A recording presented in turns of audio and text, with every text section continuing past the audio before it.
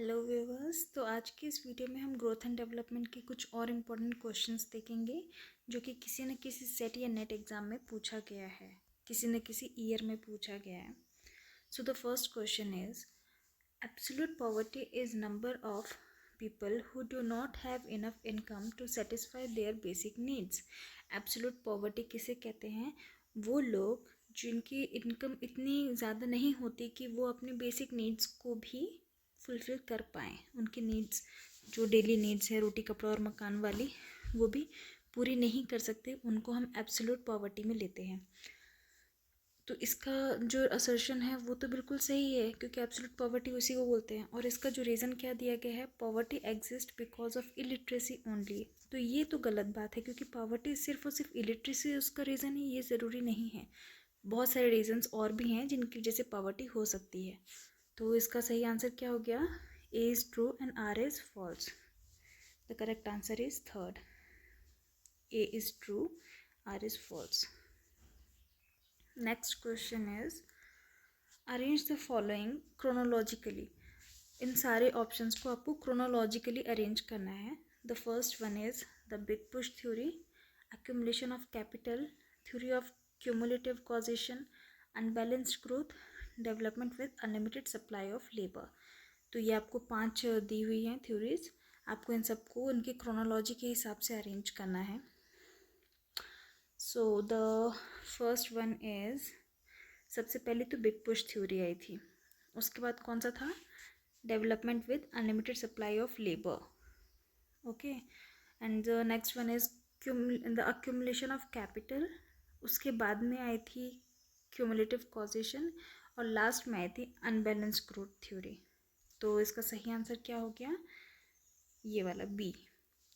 सबसे पहले आया था बिग पुश थ्योरी, फिर उसके बाद में अनलिमिटेड सप्लाई ऑफ लेबर, फिर उसके बाद में आपके आए थे एक्यूमुलेशन ऑफ कैपिटल, फिर क्यूमुलेटिव कॉजेशन, और फिर लास्ट में आए थे unbalance growth theory. The correct answer is B, 1 5 2 3 4। The next one is, which among the following production function will exhibit both Hicks and Harrod technical progress? इनमें से कौन सा फंक्शन है जो कि हिक्स एंड हैरोड दोनों के टेक्निकल प्रोग्रेस का एग्जिबिट है? Leontief production function, Cobb Douglas production function, ACMS production function, या फिर इनमें से कोई नहीं? तो इसका आंसर क्या हो जाएगा? इसका आंसर हो जाएगा आपका cob Douglas production function. Cobb डुग्लास के प्रोडक्शन फंक्शन ये हिक्स का भी है और हैरोड का भी है, जिसकी जो इलास्टिसिटी ऑफ सब्स्टिट्यूशन जो है वो इक्वल टू 1 होता है इसमें। The next question is financial dualism theory was developed by. तो ये डुअलिज्म का कुछ कॉन्सेप्ट है जिसमें आपका एक तो टेक्निकल डुअलिज्म भी है, और एक है सोशल डुअलिज्म, और एक है फाइनेंशियल डुअलिज्म। तो आपको बताना है कि टेक्निकल और सोशल डुअलिज्म किसने दिया था। फाइनेंशियल डुअलिज्म तो दिया था मिंट ने, एच मिंट ने। टेक्निकल जो है, टेक्निकल डुअलिज्म दिया था आपको किसने? हिगिंस ने। और सोशल डुअलिज्म दिया था किसने? आप बुके ने। सोशल डुअलिज्म किसने दिया था? बुके ने। ये आपके 3 डुअलिज्म हैं। The concept of x efficiency formulated bye, ये एक्स एफिशिएंसी और एक्स इनएफिशिएंसी दिया था, किसने दिया था? एच सिंगर, एच लिन्बस्टेन, रोडान, या फिर किंडलबर्गर। तो इन चारों में से इसका सही आंसर क्या हो जाएगा? एच लाइबेनस्टाइन। एच लाइबेनस्टाइन ने दिया था आपका एक्स एफिशिएंसी और एक्स इनएफिशिएंसी भी। नेक्स्ट वन इज, आपको एक असर्शन दी है। एक्चुअली इस टाइम पे ना असर्शन रीज़न वाले क्वेश्चन ज़्यादा पूछ रहे हैं, तो आप लोग इसकी ज़्यादा से ज़्यादा प्रैक्टिस करिए। असर्शन में क्या दिया है? Economic development is a dynamic process. An economic development, यहाँ पर एन होगा। Economic development is a dynamic process. तो क्या ये असर्शन सही है? बताइए। जी बिल्कुल सही है, क्योंकि जो इकोनॉमिक डेवलपमेंट है वो चेंज होता रहता है, टाइम टू टाइम ग्रुप करता रहता है। तो ये एक डायनेमिक प्रोसेस है, बिल्कुल सही है। और इसका रीज़न क्या दे रखा है? Economic development is static in developed countries.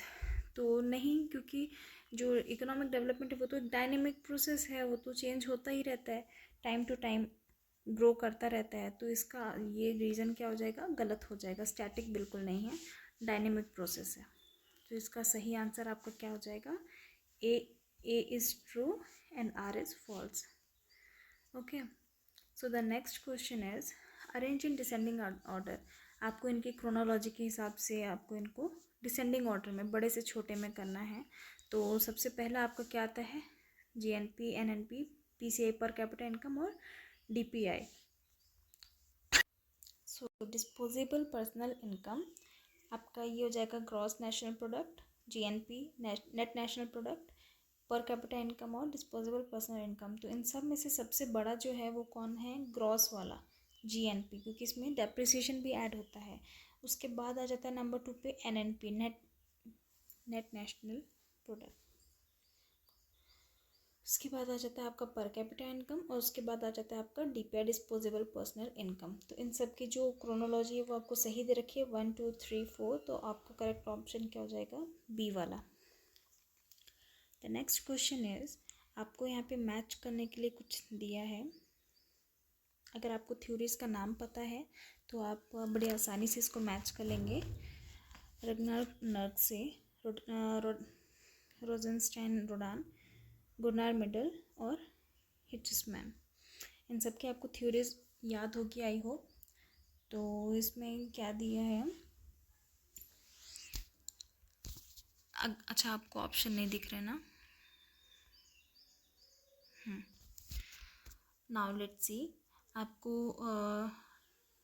हिचसमैन का तो हो गया unbalance theory, unbalance growth theory किसने दिया था, इन्होंने दिया था। और आप बताइए कि मिडाल किसका है, मिडाल ने किसका दिया था, मिडाल ने दिया था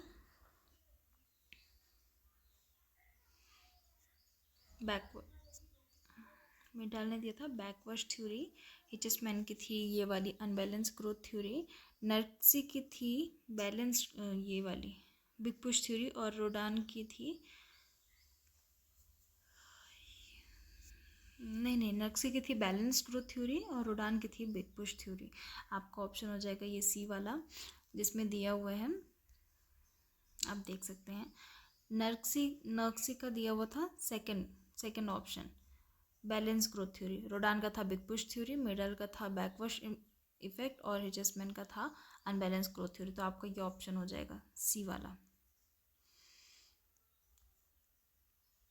Then the next question is, if S is the ratio of savings to income and C is the incremental capital output ratio, then actual growth rate आपको पता होगी। actual growth rate का फॉर्मूला क्या होता है, G = S/C, S/C। ये आपको याद होगा कि ये जो सेविंग्स का जो ये था actual growth rate, warranted growth rate, natural growth rate, ये आपका दिया था किसने, ये आपका हैरोड के फॉर्मूला में आप हैरोड की थ्योरी में आपने पढ़ा होगा, जिसका आंसर ये था G = S/C। एस आपका सेविंग हो जाएगा और सी आपका क्या हो जाएगा, यहाँ पे दिया है ना आपको सेविंग टू इनकम, एंड सी क्या है, इंक्रीमेंटल कैपिटल आउटपुट। और the next last question is, which of the following awards are associated with the outstanding work in the field of agriculture? Agriculture की फील्ड में आपको इनमें से बताना है कौन सा अवार्ड दिया जाता है। तो अगर आप लोगों को पता होगा कि ग्रीन रेवोल्यूशन किसने दिया था, वर्ल्ड का कौन था, बोरलॉग, नॉर्मन बोरलॉग। तो नॉर्मन बोरलॉग के ही नाम पे ये अवार्ड भी था, बोरलॉग अवार्ड। ये आपका एग्रीकल्चर से रिलेटेड है। और जो आपका ये बॉलीवर अवार्ड है, ये आपका दिया था एजुकेशनल साइंटिस्ट को दिया जाता है। ये एजुकेशनल साइंटिस्ट जो होते हैं, एजुकेशनल साइंटिस्ट को दिया जाता है। बोरलॉग आपको हो गया एग्रीकल्चर से रिलेटेड, और ये पुलिट्जर अवार्ड जो हो गया आपका, ये दिया जाता है लिटरेचर में, लिटरेचर से रिलेटेड।